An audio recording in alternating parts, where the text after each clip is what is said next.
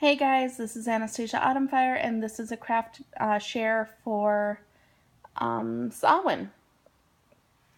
This is my Samhain candle that I made for my sister circle with my witchy sister Kristen, or Elizabeth.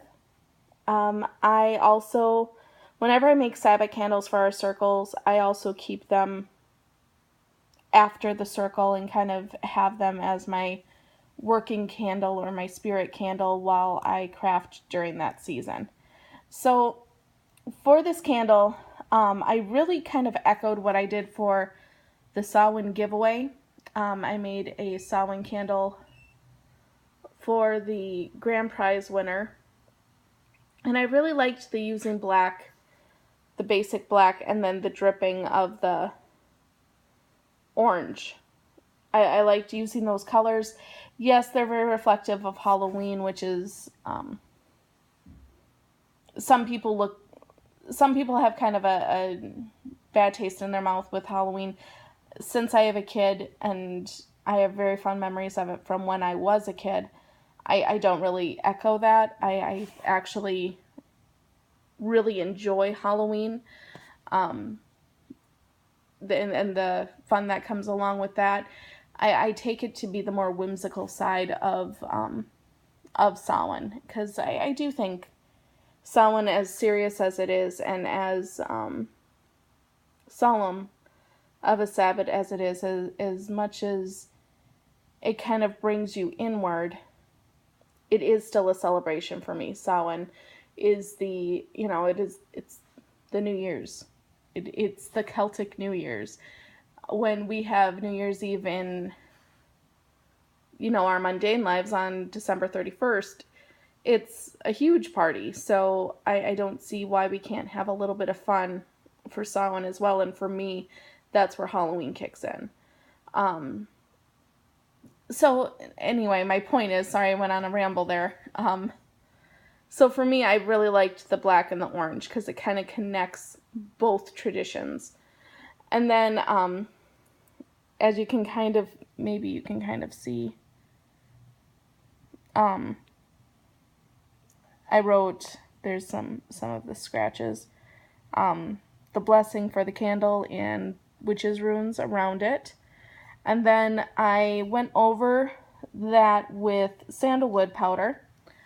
Sandalwood I chose because sandalwood and cinnamon seem to be the two that I really turn to quite a bit when I do this practice of inscribing and then going over the inscription with a fine powder or some such thing. Ginger I have used on occasion too, ground ginger. But I chose sandalwood in this case. Sandalwood, I thought, or I think I should say, connects me to kind of that meditative state. It calms me.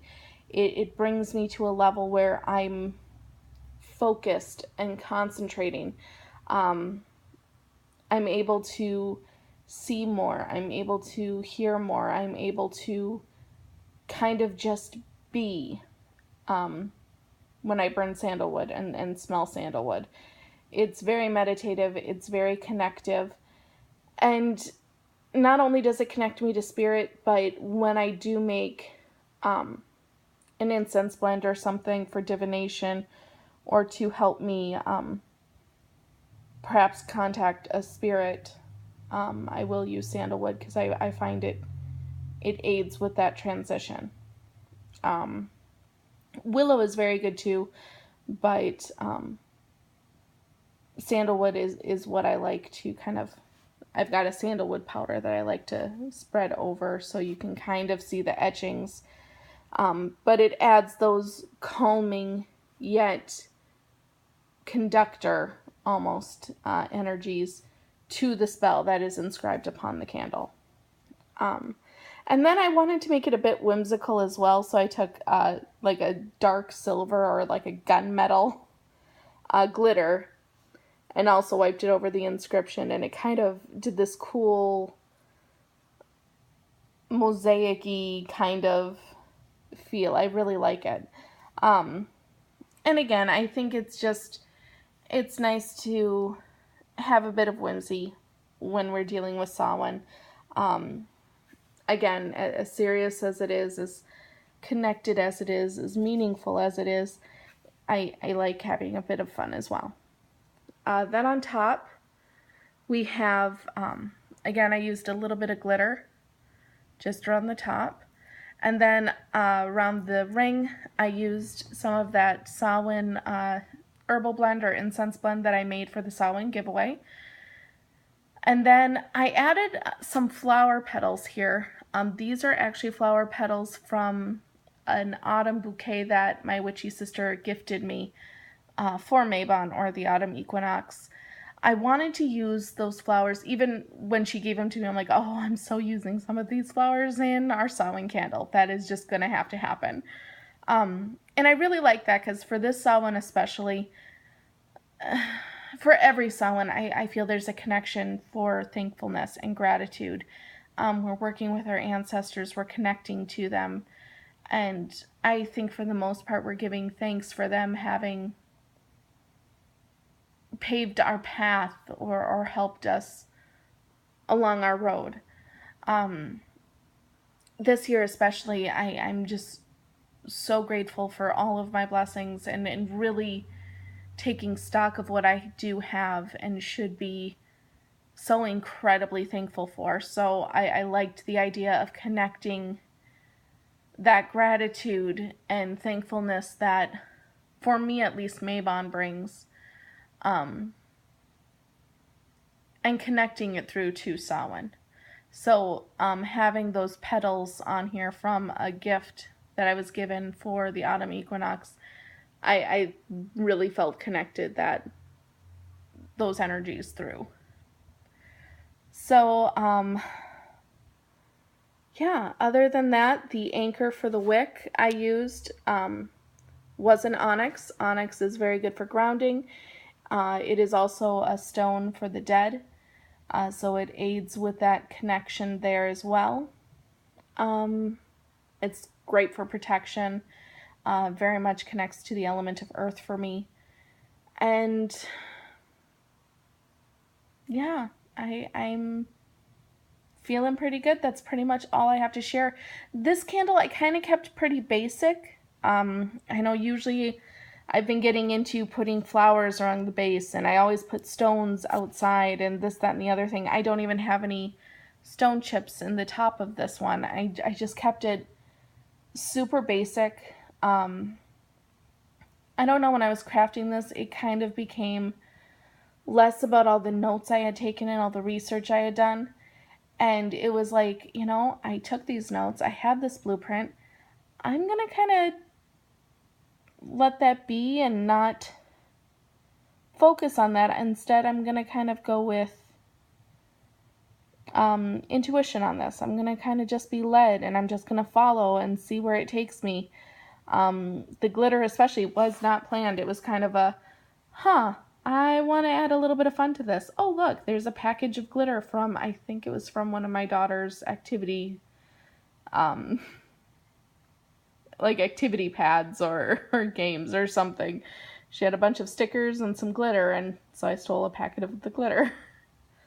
But yeah, I think I really enjoyed crafting this, as simple as it turned out and as basic as it is. I think it's beautiful. It really, I think, reminds me of what nature looks like now. At least here in Minnesota, we've had a lot of storms, so we've kind of got the blackened skies, but the autumn trees just gleam against that overcast sky, and I just love that look and feel. And in the last couple of weeks, I've really been focusing on getting out into nature and being a part of that, and just being, as opposed to kind of pushing and driving. And I think that's very reflective in this candle. This is definitely one of my favorite candles I've crafted for Sabbats, if not. No, my Imbolc candle I absolutely adored. So Imbolc and Samhain so far, my two favorite candles I've crafted for Sabbats. But this one I really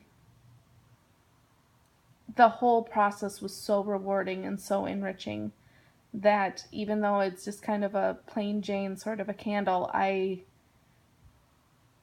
absolutely connected to it, and therefore it is awesome to me. So yeah, I guess long story short, if you are someone like me who likes to craft, I think when we let intuition and kind of our spirit guide us a bit more than reference books and online, I think we connect on an even deeper level, and it can be very rewarding. So just something to keep in mind, and just a little bit of my experience that I thought I could share. All right, with that, I will close this video up. Blessed be.